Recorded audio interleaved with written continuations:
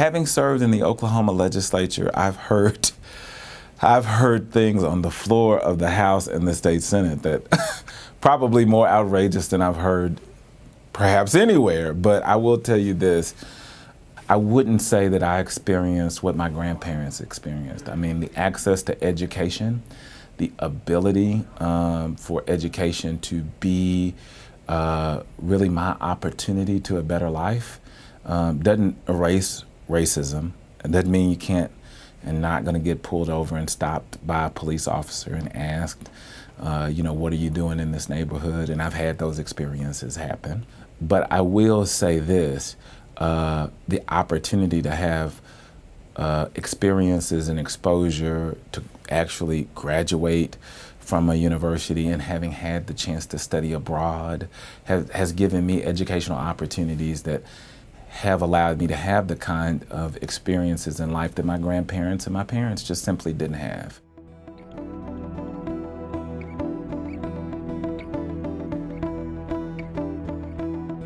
I had a chance to live, though I was young, and connect with a lot of individuals who survived the race riots there in Tulsa, and had a chance to really understand the kind of resilience they had to build the community back and continue on with giving to that next generation maybe the dreams they didn't have. I worked campaigns and political campaigns from the time I was 8 years old, and just always believed that, public service is the price, you pay for the space that you occupy. You find some way to serve. I mean, growing up in the church, my grandmother, she said to me once, she said 100 times, to whom much is given, much is expected. And we expect a lot out of you. Definitely my upbringing and even my collegiate experiences have led to me believing that this was what I was equipped to do to try to make my world, my community, a better place.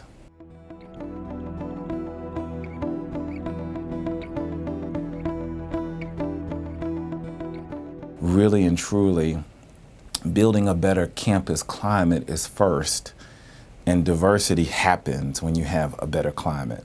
I work every day with deans and directors. I work with my fellow members in the cabinet, executive officers, to make sure that whatever we do, we think of it from the mindset of how have we given the opportunities for more inclusive behavior in our whatever we do, hiring and our academic process and our thought process. What are we doing from that perspective? And then as well, what do we look like as a university in terms of diversity?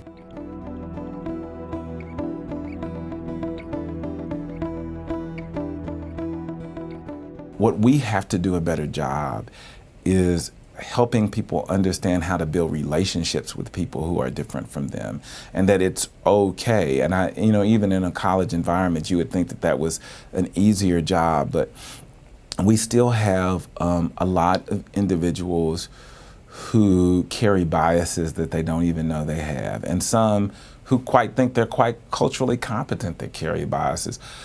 We have to be more authentic and be able to own where we are. It's okay.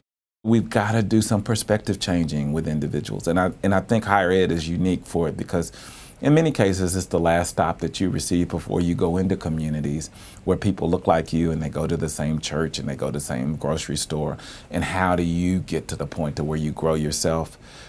You have to do your work. And that's what we do with students every day is you find where you fit in this conversation of being a change agent. But wherever you're planted, you've got to be the change. You've got to be the individuals that are the leaders that step up and make environments more of a community.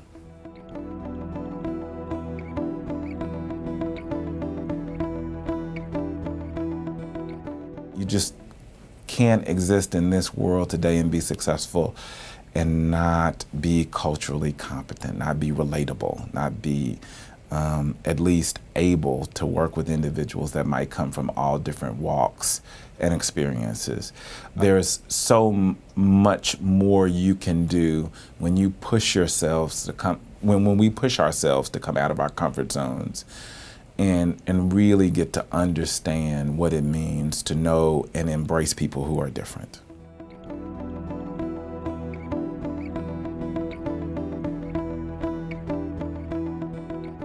I think our challenges at the University of Oklahoma have been more about creating the kind of environment that allows individuals to thrive who may look like me, who may have a disability, who may have a different sexual orientation, and those things have to be worked on daily. It's a perpetual thing that never really stops.